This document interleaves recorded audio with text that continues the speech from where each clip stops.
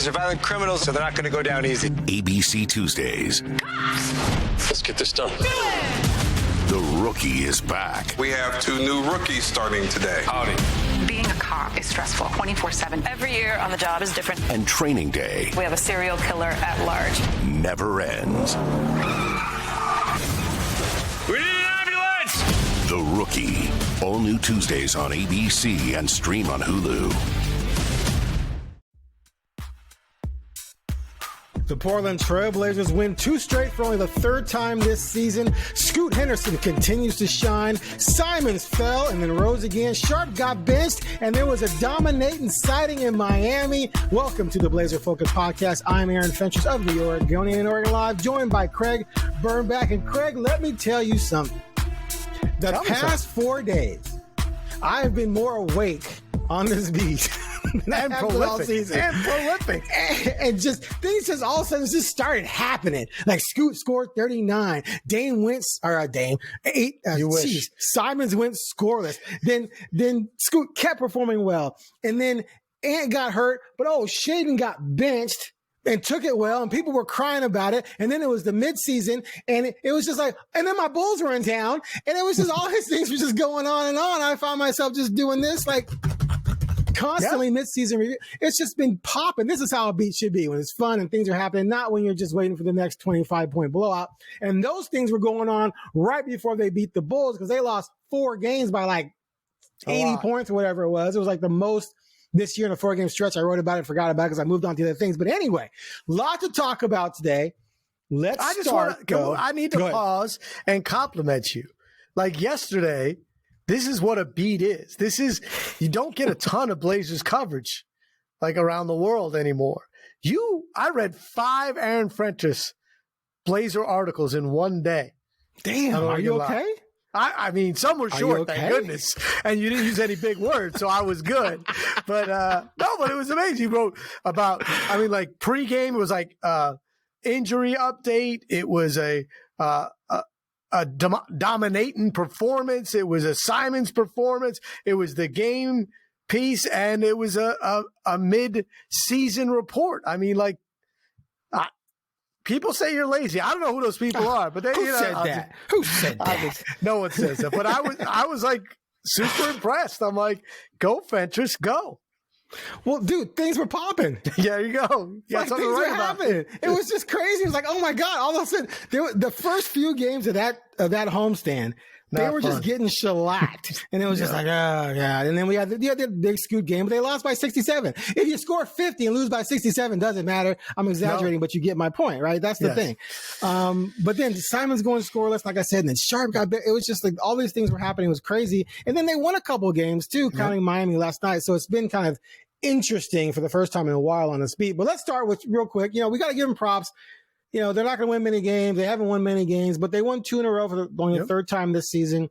We'll see if they can get 3 for only the 2nd time this season when they play at Orlando on Thursday, which I do not anticipate them winning that game. But man, only 8 turnovers. They had 0 through halftime. 0 through halftime. That's crazy. It's a team that's one of the most prolific one of the most prolific turnover groups in the league. They shot well until they were shooting 40-something% on 3 until the fourth quarter. They fell off a little bit. Let's just say they played a really, really good 3 quarters and survived the fourth. Right. And survived the fourth. And they survived. They were still up 22 about 8 minutes to go into the fourth. But anyway, and then from that point on, they got their asses kicked. But they held on to win. They made Simons made some key plays. Danny got some free throws.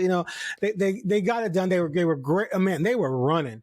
They had 20-something fast break points compared to 5 for the Heat. Every time I looked up, someone was running down the lane, dunking, or they had a bunch of alley-oops. It was just a really well-played game by them, and to be able to hold on like they did. So just, again, they could very easily, the rest of their schedule is rough. They could very easily not win again before the All-Star break, other than maybe Charlotte. But it's the NBA and things happen. They were a 10-point dog in this game, right? But just real quick, your impressions of that game. Right. And Hero didn't play, which is always disappointing if you're a Blazer fan, because you would much rather have won this game with Hero on the court. But look, get some revenge. That first half, no turnovers. I mean, that's insane. Wild. That's insane. This team turns the ball over getting water. I mean, and they didn't turn it over at all. It was great. And at one point, Miami, they missed like 18 straight threes. That's some of it's on them, but you got to give some credit to defense, and they played hard, and dominating played hard, and it was a very solid win on the road. And the Chicago game was a very solid victory against a team that was trying to win, a mediocre team, but a team trying to win and with a star, and they won. So I think you've got to take, in a season like this, you have to take solace and enjoy the stuff that you can enjoy. And these last two games, unless you're a super pessimist and you want to talk about, well, you just heard our flag, lottery opportunities.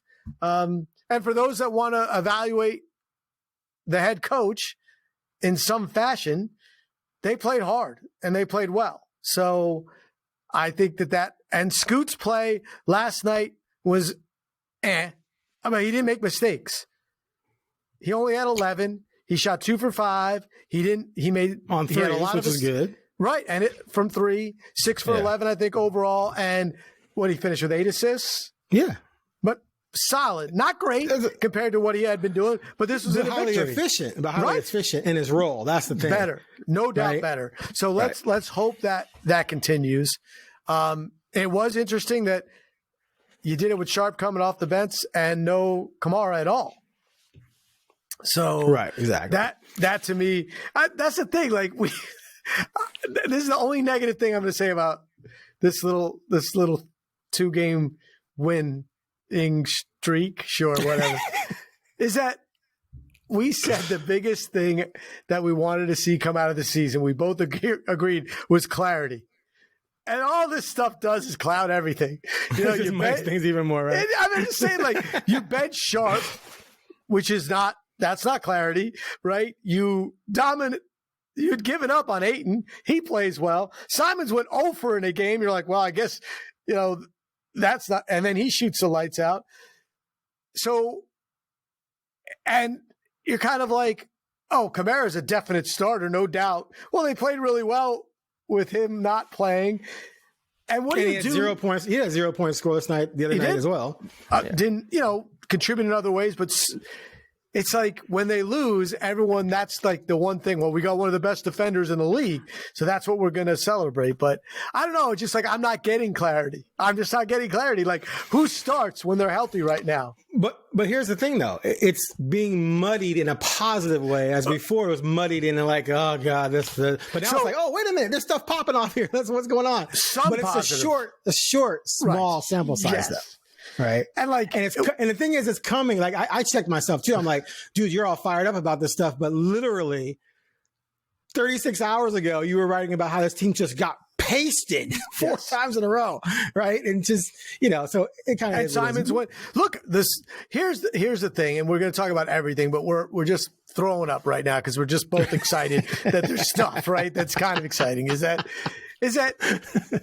when Simons offered, that was in the midst of a 3-game stretch of just awfulness from him. And you're just like, oh my gosh. He was 3 for 21, 2 of 12 on threes. It was bad. 24 points in 3 nights. This guy is a shell of the 23-point-a-game scorer from last year. And who would want this guy? But prior to that, over 10 or 12 games, he was that 23 and 6. Well, I'm just saying, guy. So it was weird. He just fell off the map for 3 nights. Coming up. He talked about it though. You're coming up on the deadline, and you want people to want your players, right? Because assets do nothing if no one wants them. And the biggest assets that we came in thinking were tradable, we didn't really think Simons was there, but we thought if Scoot went nuts and was averaging 18 and 8 right now and looking great and shooting 34% from 3, we'd be like, oh, well, I guess we know it's Sharpe and Simons. You didn't expect to bench Sharpe. Ayton we are celebrating a 25 and 12 performance like it was, a game 6 win in the NBA Finals because of what we've seen. Or it was his rookie year. Right. He's in year 6 or 7, right? And you traded for him thinking he was the number 1 piece in the exchange separate trade, but with Lillard. So I'm just saying Robert Williams, Ayton, Grant, And if you throw Simons and Thibault in there as tradable things that that either if you're trading Simons, it's for something, right? Or somebody's moved him out. The other 4 you would trade because you don't see them as a future. None of them are like, people aren't lining up for that right now. Grant's had a bad year. Ayton's had a bad year. Thibault can't stay, hasn't gotten on the court. Williams has barely played. So, and then you have Simons, who people want to trade him now because they're like, well, he's not that good. Like if he was averaging 24 a game or 25, like some people who are on this podcast imagined would happen, and he's done it in stretches. then you would be like, of course. Your whole thing all the time was like, he's by far their best player. Well, he has not been their best player. So, and Grant hasn't been their best player. So, you mean this year? This year, even though he's been down, he's been their best player this year. That's the scary thing. I'm going with Denny. Yeah, okay, I know. You're probably right. You're probably right. And that is sad, right? They don't have a 20-point score. But anyway, the last 2 games, that's what you want to see. If they could play this way, does it raise, is Ayton excited to play again? Is he trying to get traded? I don't know, but I'd much rather see him go out and get a 25 and 12 and look like an offensive problem for teams than a guy that plays 25 minutes and goes 1 for 4. So here's what Ayton does. This happens with a lot of NBA players. If you play 65, 70 games, you can sleepwalk through the entire season. But there's going to be some nights where everything just goes your way and you're going to cough up a 26 and 12. It's just probability and math. The thing with Ayton is that when it's tough, right? When things aren't going your way, he doesn't find a way to adapt and change his game and impact play and winning in a different way. He just sort of like fades into the background, what have you. And so that's why some people wonder if he's truly a winning player, because a winning player is going to do a bunch of stuff no matter how things are going to help their team win, not be up and down and disappear sometimes. And he's too talented to disappear. That's what's frustrating about him. The 14 games leading up to the last night, he was averaging 10 and 9. It's crazy. And that's with Klingon and Robert coming in and out of the lineup. That's with his talent level. He should never go 14 games averaging 10 and 9. It doesn't make any sense. Now, is it all his fault? Are they running things for him? Regardless, if you're that guy, you're rolling out on the court and getting 20 and 12, no matter what. Anyway, that's just my opinion on that. Now let's shift to Simons real quick. Simons didn't talk after the Ofer night. He disappeared. It's so funny. Sometimes by the time we get in the locker room, there's just as obvious. Some people are just gone. He was gone. Don't blame him. By the way, I'll just say this. My favorite back in the day, he's lifting. Because guys do lift afterwards. Lifting. Yeah. But like when they lift after, they don't lift when they make the game winner and score 40. They lift after they talk. They're lifting a smoothie at their locker room waiting for the me to come in. I want to talk. I dropped 40. You want to talk to me, right? When he came back, or the next game, he only had 13, but he talked. And it was crazy because he had a tough time getting his sweatshirt on. Oh, wow. And then I was like, oh, he's going to be out. And of course, he missed the next game against the Bulls. But anyway, he talked about, because Denny was out. So Scoot, and then Sharpe got benched. No, Sharpe got benched that night. Anyway, Scoot ended up in the starting lineup a couple nights. Yep. And Simons admitted that threw him off, not because anything Scoot was doing, because Ant's mentality this season has been trying to be a point guard and not just go out there and shoot and score 30.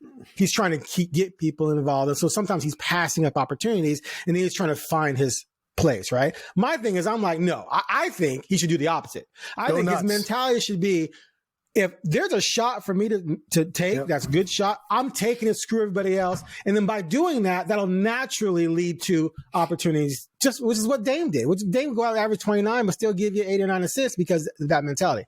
But anyway, when Scoot comes in, now Scoot's the point, right? And so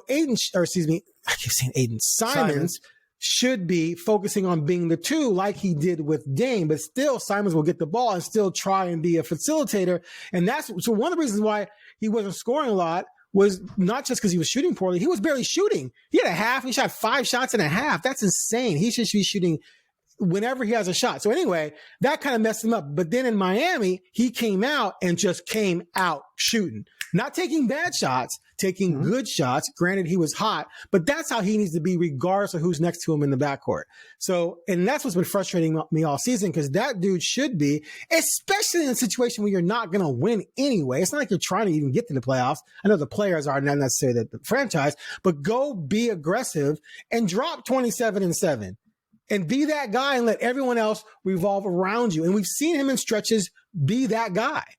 But then for whatever reason this year, he didn't, because he wanted to facilitate more, and that just destroyed him. So what he did last night and what he was doing prior to the little slump is what he needs to be doing regardless of if he's in the backcourt Scoot or not. Well, that's where his talents are anyway. Yeah, he's a scorer. I mean, nobody who evaluates him and says you're going to be Magic or Stockton, right? Yeah, or you're not Rory Sparrow. You're not setting people up. Like, score, dude. Like Rory Sparrow. I gotta go old school every once in a while. But damn, you could have given me a Rod Strickland. Hey, I like but Rory Sparrow was a starting point guard in the NBA for a long time. But that was back in the day when they got 11 points a game was high. I know, but he wasn't a guy that you think of as a master facilitator. If you were going to go Knicks facilitator, give me, Strickland or someone like that. Anyway. Well, that guy was he was a great scorer. I'm just saying, like, that's his talent.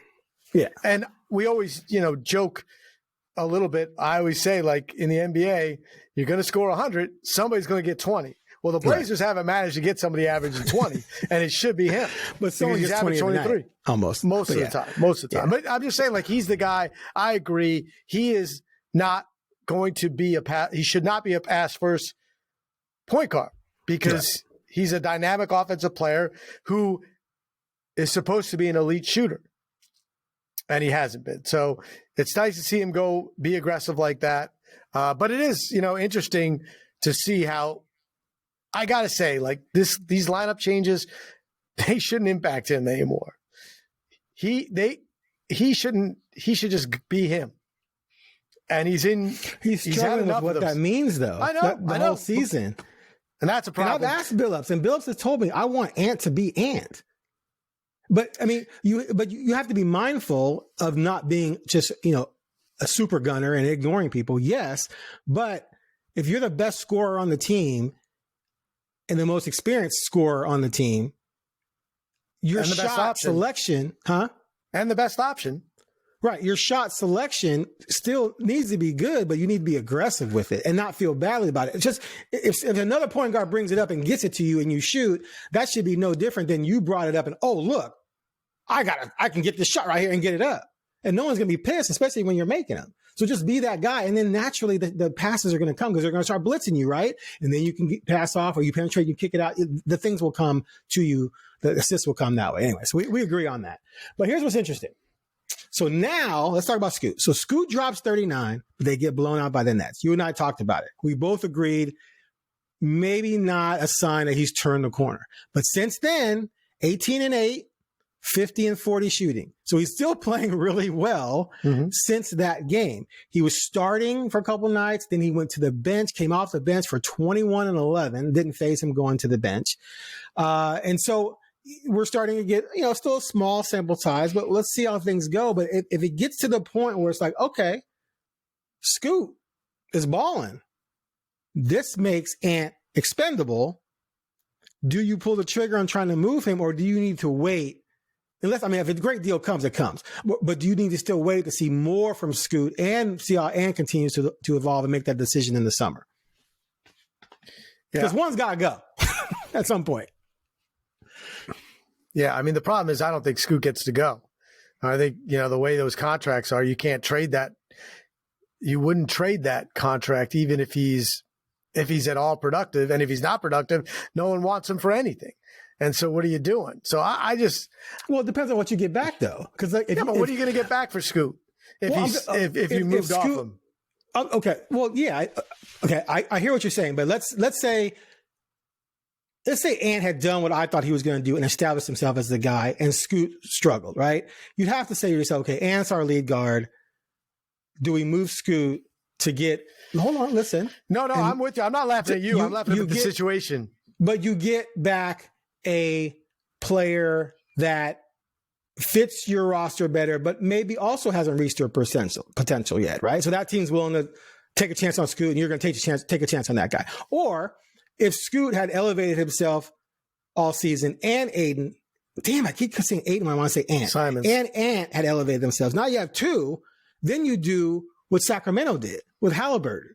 Yeah. And you trade for a high-end player back. But my overall point is that those two in the backcourt, I've said this before, I will never take the Blazers seriously if they have those two starting full-time in the backcourt, because that'll always end up being a liability in the end.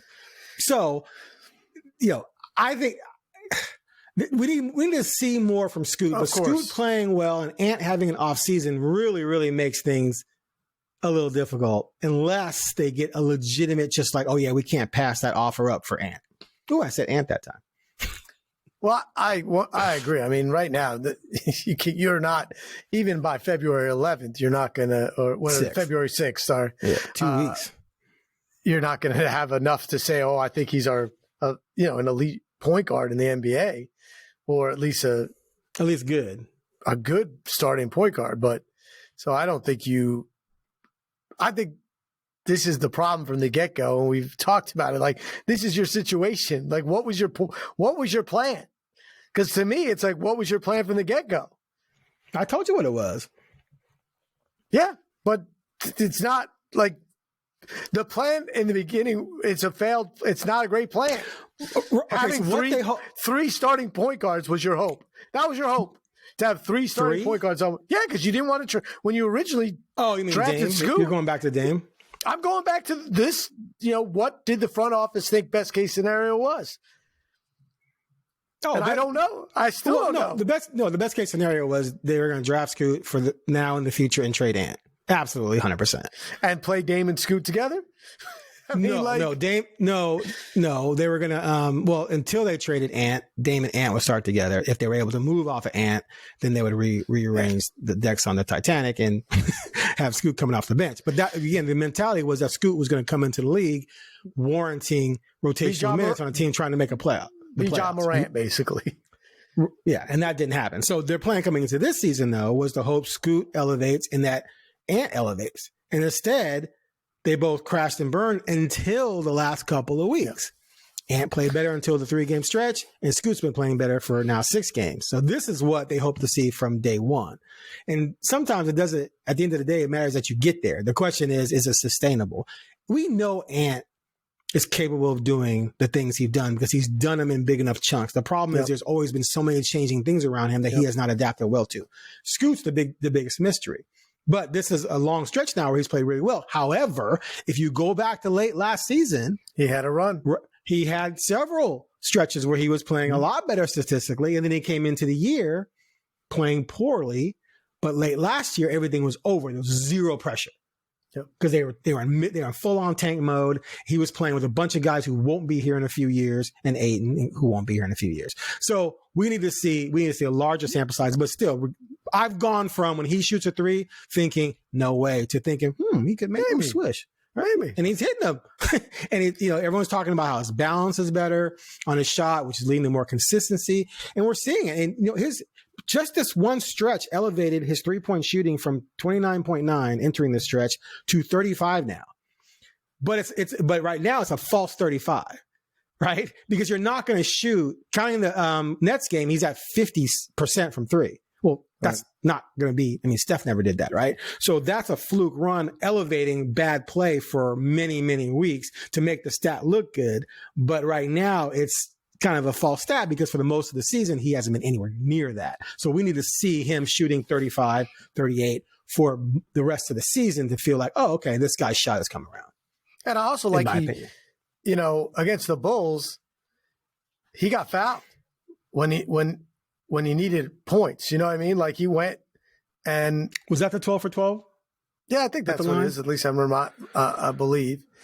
And that matters to me, making the right pass, no, that's not turning the ball over and getting to the line, being aggressive and not just blowing layups. Like we've seen a lot of that, out of control or getting a shot blocked. And look, he could throw the alley-oop to Ayton. We know that. Like he could throw the alley-oop. That's been nice. coming around a lot lately. That's really nice. I mean, it's been a nice run. There's nothing I could say negative other than what you said. Like, it's not long enough to buy in and believe yet. But it's been good. It's been nice. And I'm hopeful, when you see, I mean, especially, he shot 8 for 10 or whatever it was in the 39-pointer from 3. And that's fluke for any shooter.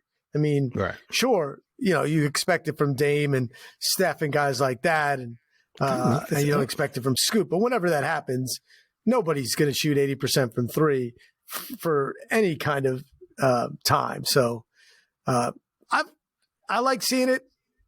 And the truth is, playing him is what matters now, to see that. So I was wondering when Sharpe got benched, and we can talk about that next, for quote unquote defense. One real quick clarity. Go ahead. Let me clarify. So the 12 for 12 free throws was at Dallas when he had 20 and 4. But to your point, he was 6 for 8 against the Bulls and 6 for 6 against Houston, which if he's going to be penetrating, which is his best attribute, to get fouls and get cheap points. And I talked to Dave Fleming, assistant coach, who was hired specifically to work with Scoot and who did wonders for Kobe White in Chicago. And he talked about Scoot's ability to finish, which you just mentioned had been a problem, is improving. And then, of course, drawing fouls. So if he can get into the lane, either finish, draw fouls, or kick it out to a shooter, you got yourself a legit point guard who's going to give you 18 and 10. So. James Harden, I think, makes 1 out of every 4 layups, but he gets fouled on 2 of them. That's part of the game. You know what I mean? It's true. So it's true. If you can, he knows how to get fouled. He doesn't even try sometimes to make the layup. He's just trying to get fouled. And I saw a little bit of that. Oh. Yep. Shot clock winding down, and Scoot got fouled, and they gave it to him. So I've enjoyed that. My thing is, like, if Simons did come back, my thought, and I texted you, Simons had 3 awful games, and he was hurt. So Billups didn't have to there was no decision technically on. You were going to bench him off 3 games. But I'm just saying, like, eventually, if Scoot's consistently playing really well and Simons continued to struggle that much, what would you do? Like, would he be willing to? Yeah. If he struggled like he did in those 3 games? Well, yeah. I'm just saying it's an interesting dynamic the Blazers have, because what you just said, it's like you need Scoot to take the steps, but you can't do that in 18 minutes a game. He didn't necessarily. Okay. First of all, he played whatever he was playing. Was it only 18? No. I'm just saying, like, okay. So he is Sharpe. Okay, so a bunch of people on Twitter were whining about Sharpe getting benched and just making ridiculous claims, and it made it obvious they'd never played sports in their life. You can just sometimes tell the things people whine about. They don't understand the dynamics of some of this stuff. Scoot gets as many minutes as he warrants based on his play, whether he starts or not. If he comes off the bench and he's crushing it, he's getting 30, right? If he comes off the bench and he stinks, he's getting 15 or 18, right? So, and you develop based on how you practice, how you work on your skills, and then you go out there and you perform. Had Ant play as poorly as he did those 3 games for like 2 weeks, then yeah, they might make a decision. But like I was telling people yesterday, you can't just bench Ayton, Grant, and Ant, because even if they're not a part of your future, you hope to get something for them, and nothing ruins their trade value more than saying, man, these guys suck, we're just going to bench them for a bunch of little kids. No offense, I'm not trying to be in the NBA world. Donovan Clingan, Sharpe, and Scoot are little kids in the grand scheme of the NBA. You do that, you bury their trade value. And regardless of their ups and downs, I said this the other day, you give me the 3 veterans against Sharpe, Clingan, and Henderson, and then surround them with the same supporting cast, the veteran team sweeps that other team in a series. Yeah. And they sweep them. They destroy them. So you can't become infatuated or seduced by the hot flash moments by the young guy, and someone like Grant might be struggling. Grant's a better basketball player than Scoot Henderson right now, period, regardless of whether he's struggling, regardless of Scoot's last week. So you still got to play those guys, because either A, they're going to be really good and help you, or they're going to be really good and you're going to trade them. So you can't bench them. As far as Sharpe goes, Sharpe is a kid who needs to be taught lessons and needs to learn accountability. And sometimes how you do that is when they're not doing the things they're supposed to do. This is the coverage, this is our defense, and they muck it up, which messes it up for everybody else. Yep. You got to get a message to them like, okay, if you're not performing just the simple task we're asking you to do on defense, you got to come off the bench now. Now, Sharpe took it like an adult and was cool with it and came out and played 33 minutes, had 25 points against Chicago. He played 33 minutes off the bench, which is like basically the same as he played starting, so it didn't matter. But he felt like he played much better defensively that game because he got the message, and Billups felt the same. He did too. So, so it's a learning experience for our kid who's 21, right? And there's nothing wrong with that. So I thought that whole thing was handled perfectly. I think Sharpe's going to learn from that. The other thing about Sharpe too, though, and I think this might lead to the fact that he might have these lapses. Not only is he such a kid, but he's really not, at least not publicly, impacted by something like being benched. Yep. So I think internally the message will be sent and he'll learn from it, but I don't think that's a fear. And so he doesn't. I asked him, I said, why does this happen? He goes, I just, I sometimes lose focus. Well, you're a kid, right? Kids lose focus. And so hopefully he learned from that lesson. And whether it bothers him if he started or not, at the end of the day, he's still getting a message, is what I'm trying to say. Well, and I think the Blazers are at this point that they know the talent's there. He's played enough minutes now that he should have certain things that he's doing. And he should be consistent on some things, and he's not. Right. And I think they're realizing that will affect his ceiling. 100%. And Billups has said that. He wants him to be, if he's going to be great, he's got to be a good two-way player. And Sharpe said the same thing. I think he sees something in me and knows I have to be good on defense to be a great player. And when guys are getting benched like this, they're not getting benched because they're not perfectly executing a new coverage or concept. It's because they've demonstrated you can do A, right, well, and then all of a sudden they just stop doing A. And you get on them and they just stop. They're not doing it. And you get on them and they're not doing it. And it's affecting everyone else. And other guys get pissed. Why is Sharpe not rotating over? Why is Sharpe's guy just blowing right by him because his footwork is bad? Why? And so you have to send a message because the veterans want to know. Now, some people say, well, what about Aiden? Aiden goes out there and coasts. Well, you're right. Aiden sometimes goes out there and coasts. But who's going to start over Aiden? Clinton can't play more than 20 minutes. Robert Williams can only play. Hurt. And Robert Williams has been out. He's only played 12 or 13 games. Right. Yeah. And at the end of the day, even Ayton dogging it every other game is better than both those guys. And it doesn't make it okay. And it is infuriating to people as well. So it's not like it goes, they don't, but he'll pull Ayton. He's pulled Ayton from games, but he's not to the point yet where he's going to bench him. Because again, it's a veteran guy. Same thing with Grant. You're talking about veteran guys who make a ton of money and you need their value to somehow get elevated so you can move them for something. So you know. And you know what the upside is for certain players. And with Sharpe, you don't. I mean, there's this expectation of he's a star, star in the making. But stars they got to care. I mean, the NBA elite athleticism does not make you a star. It helps, but we have seen tons of elite athletes not elevate their ways to superstardom. And we've seen a bunch of guys that are not necessarily elite, and they're all elite athletes, let's be honest. But you know what I'm saying? For the NBA, being able to jump out of the gym, being fast, being able to hit a layup that nobody else can make doesn't make you a star. It makes you a slam dunk champ, and we've seen a ton of slam dunk champs not be stars. Heck, the 2 years in a row, the slam dunk champ comes from the G League. So, we've seen that a million times that there's just not, there's not that. That's not the guarantee. So, another thing on Sharpe, too, is he's shooting 31.2% from three. Now, we've cracked on Scoot for his lack of shooting. And now, but it's like, last year he was 33. His rookie year he was 36, but on fewer shots. But right now, through 2 seasons, he's been mediocre. Not even mediocre. He's not been good, Sharpe. from 3. That has to change.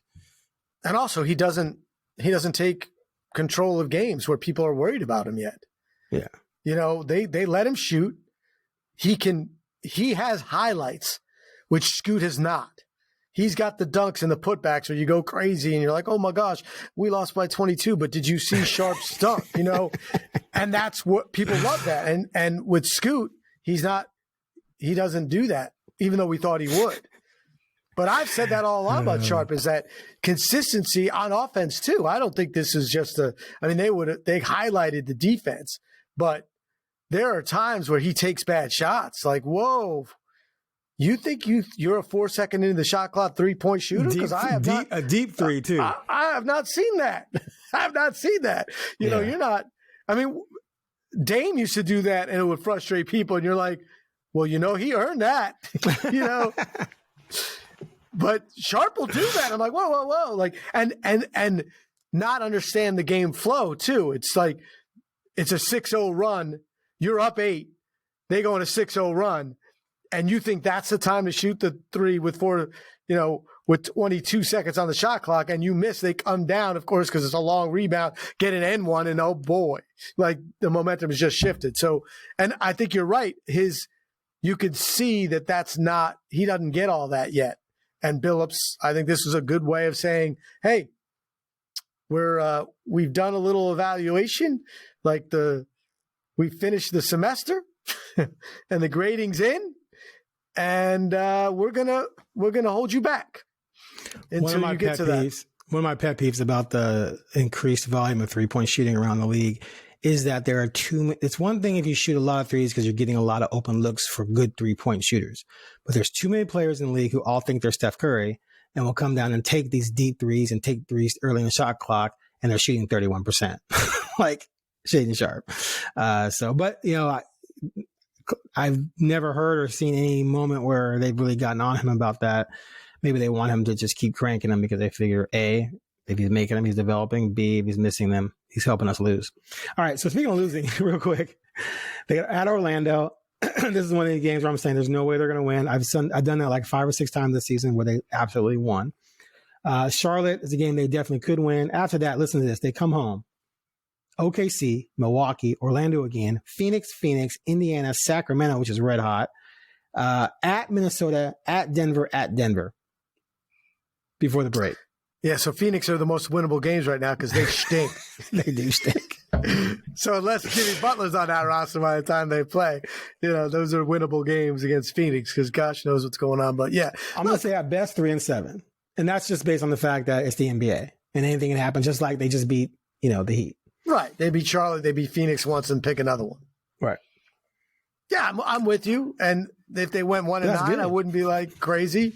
They went 2-8. And if they go, I would be surprised if they go 4-6, you know, when they win 2 in a row, like I am surprised, you know, I'll admit it. If they win 3 in a row, I'm shocked. They've only done it once this season. And that's how it should be. Right. You know, but they need to pick up the pace now. We're past the midway mark.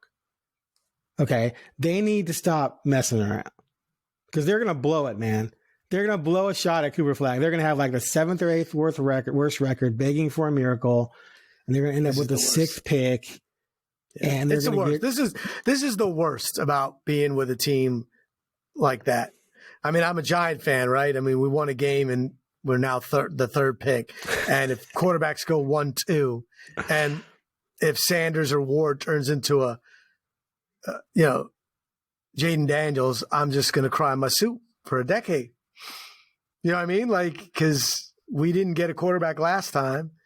And it just, look at Washington. It just changes everything. If you look at the Spurs 3 times and the lottery wins have changed the course of their franchise. Unbelievable luck for that franchise. And for the Blazers, it's been the opposite. Yep.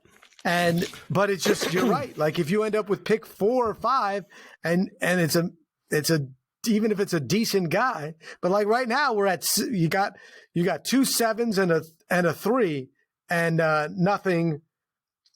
Your franchise has not found its guy. And Cooper Flag seems pretty good. So I'm I'm with you. So, real quick, wait, did I want to? Oh, trade buzz, trade deadline next 2 weeks. Still no real buzz. Robert Williams' name's being thrown out there, maybe second round picks at the most. But I love what Phoenix did. You see what Phoenix did? Oh yeah, move picks for picks.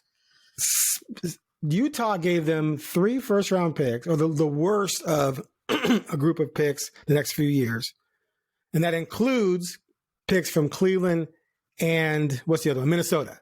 2 really good teams. So their picks are going to be late in the first round. And then 6 years out, Utah gets Phoenix's unprotected first round pick. 2031, way past Durant, clearly. Maybe a Booker still be around, but maybe he moves on as a veteran or whatever. So you're gambling there, but that could be a pick that's top 5, maybe. And I just think that's planning ahead genius, right? And it gets Phoenix some picks now that it can dangle out in deals with teams to try and get something back. So if I'm Portland, I mean, do I try and jump in there and see what I can swing if they're going to throw me a pick? Yeah, sure do. We'll give you Ayton back. I just said Utah's like give me a pick. Utah's one of the youngest teams in the NBA. Even with Markkanen and some others, they're so young, and then they just got like a bag full of picks, and they can turn those into stuff, you hope. But you know what? I'm always thinking picks are picks, man. Like, because we're sitting here with, it's funny because the Knicks got a bunch of picks, but they made deals for players, and that's what you got to do to win. On the Knicks, they're not playing with any of their draft picks. None of them are their draft picks that matter. Like Brunson, no.